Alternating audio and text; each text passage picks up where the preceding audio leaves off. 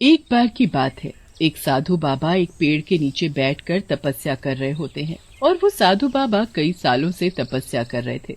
एक दिन एक जहरीला सांप उस साधु बाबा के नजदीक बैठा था। जैसे ही वो सांप साधु बाबा को काटने जाता है, पीछे से एक चुड़ैल आकर उस सांप को पकड़कर दूर फेंक देती है। तभी तुरंत साधु बाबा की आंखें खुल जाती हैं। एक चुड़ैल होकर तुमने हमारी जान बचाई। हम बहुत ही प्रसन्न हैं तुमसे। मांगो, क्या मांगना चाहती हो? जो तुम मांगोगी वो मिलेगा। मैंने तो सांप को खाने के लिए उसे उठाया था। साधु ये समझ बैठा कि मैंने उसकी जान बचाई है।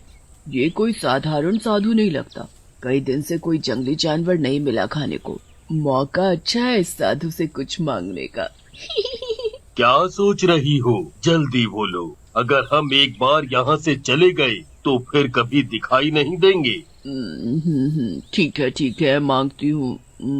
मुझे ना एक उड़ने वाला पक्षी बना दीजिए साधु बाबा, जिसकी नजरें चाकू से भी तेज हो और वो बादलों की गहराइयों तक उड़ सके, ऐसा पक्षी। ठीक है। साधु अपने कमंडल से जल निकालता है, उसे हाथ में लेते हुए कुछ मंत्र पढ़ता है और चुड़ैल के ऊपर फेंक देता है। तभी चुड़ैल के दोनों तरफ पंख निकल आते हैं। अब उसका आधा शरीर एक बाज का था और आधा चुड़ैल का। फिर साधु बाबा वहाँ से चले जाते हैं। चुड़ैल पंख पाकर बहुत खुश थी। कैसा बुद्धू बनाया मैंने उस साधु को। अब मैं इन पंखों से कहीं भी उड़ सकती हूँ। तभी चुड़ैल उड़कर एक बड़े से पेड़ पर जाकर बैठ जाती है। उस पेड़ पर एक बड़ा सा घोंसला बना था। वो घोंसला एक बाज का था और उस घोंसले में बाज के 3 छोटे छोटे बच्चे भी थे। अरे, ये घोंसला तो किसी बाज का लगता है। मेरा यहाँ रहना ठीक नहीं है। अगर उसने मुझे अपने बच्चों के आसपास देख लिया तो वो नोच नोच कर मुझे खा जाएगा। तभी चुड़ैल की नजर कुछ नुकीली झाड़ियों पर पड़ती है। उन झाड़ियों में एक बाज मरा पड़ा था। तभी घोंसले से बच्चे चींची ची शोर मचाना शुरू कर देते हैं। लगता है ये बच्चे उसी बाज के हैं जो उन झाड़ियों में पड़ा है। शायद उन नुकीली झाड़ियों ने उसकी जान ले ली। पर अब इन बेचारे बच्चों का क्या होगा? ये अभी बहुत छोटे हैं, उड़ भी नहीं सकते। चुड़ैल को उन बच्चों पर बहुत तरस आता है। आज से मैं इन बच्चों की देखभाल करूंगी। शायद ये बहुत भूखे हैं। इनके लिए मैं जल्दी कुछ खाने को ले आती हूँ। चुड़ैल बच्चों के लिए कहीं से रोटी लाती है, पर बाज के बच्चे रोटी नहीं खाते। अरे, रोटी नहीं खानी तो क्या खाना है?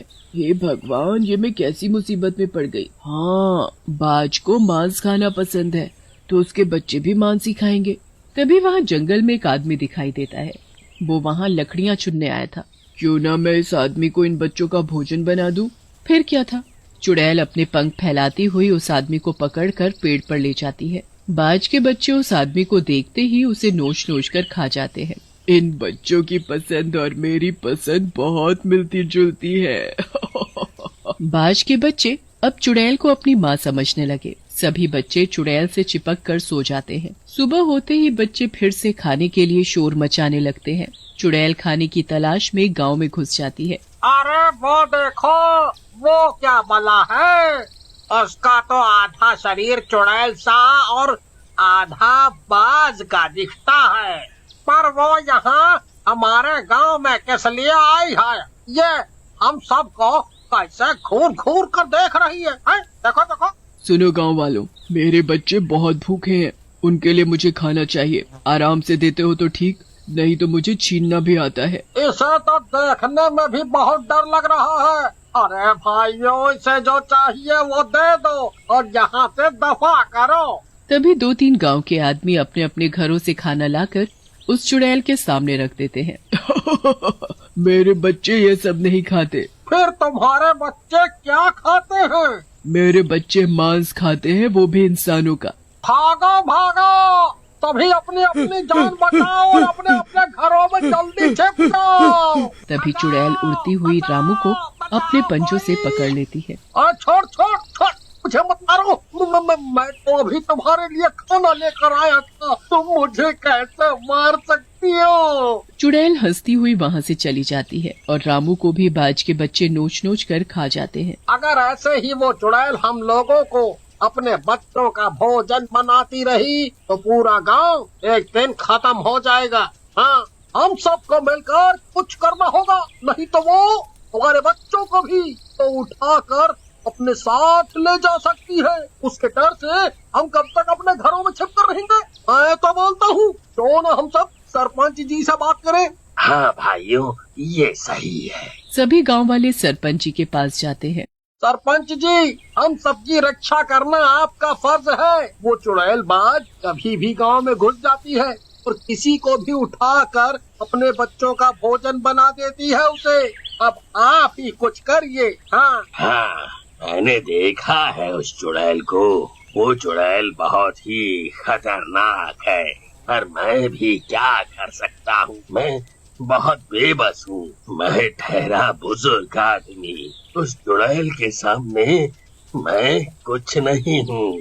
सरपंच जी, मैं एक बात बोलना चाहता हूँ। क्यों न हम ये गांव छोड़कर कहीं और चले जाएं? पूरा गांव बहुत बड़ा है और ऐसे कैसे हम अपनी जमीन छोड़कर कहीं और जाएं? तभी अचानक चुड़ैल अपने पंख फैलाती हुई वहाँ आ जाती है। पूरा गांव में एक जगह इकट्ठा होकर आखिर किस साजिश में लगा है? अब जल्दी बताओ, आज मेरे बच्चों का भोजन कौन बनेगा?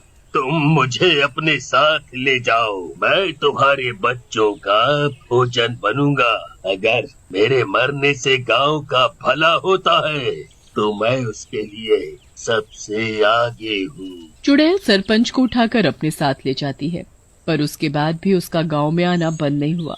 समय बीतता गया। अब बाज के बच्चे बड़े हो गए थे, उड़ भी सकते थे। चुड़ैल ने बाज के बच्चों का पालन पोषण अपनी ही तरह किया था। उन्हें अपनी ही तरह खूंखार और खतरनाक बनाया था। मेरे बच्चों, अब तुम बड़े हो गए हो, अपना भोजन खुद ढूंढ सकते हो। जाओ और अपना शिकार ढूंढो। तीनों बच्चे इंसानों से भी बड़े हो गए थे। कलुआ के बापू, वो कौन सा पक्षी है? इतना विशाल बड़ा, पहले तो कभी नहीं देखा ऐसा पक्षी। अरे वो बाज है, बाज।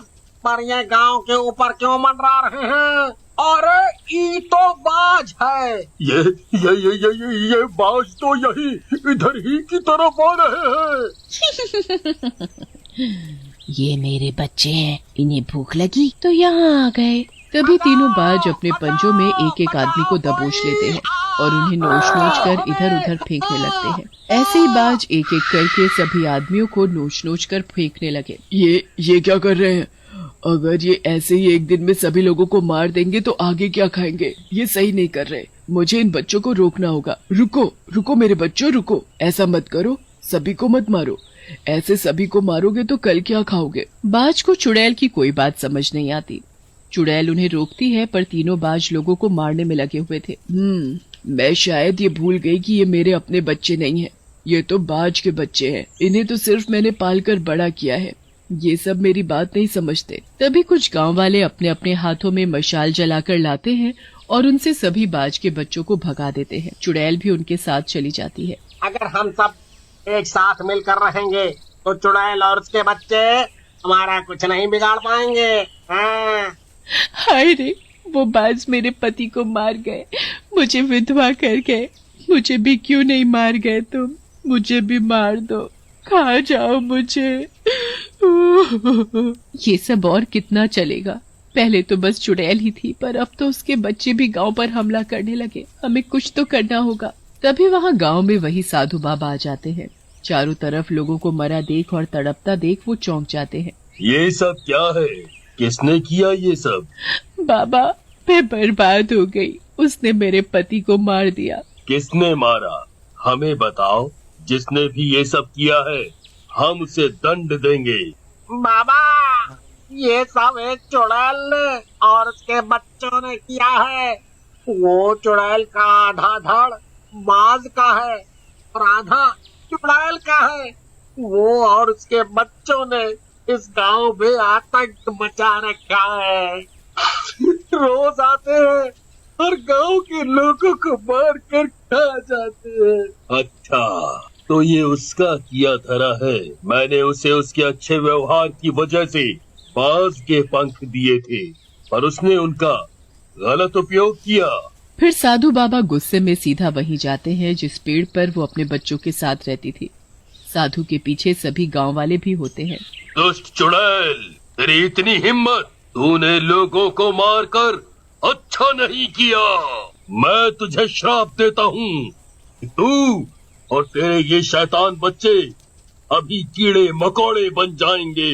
आगे की जिंदगी इसी तरह जियोगे तुम। बाबा बाबा ऐसा मत करिए, आगे से हम किसी को नुकसान नहीं पहुंचाएंगे। साधु बाबा चुड़ैल की एक नहीं सुनता। तभी चुड़ैल बाज और उसके बच्चे छोटे छोटे कीड़े बन जाते हैं और जमीन पर रेंगने लगते हैं। फिर सभी गांव वाले चैन की सांस लेते हैं।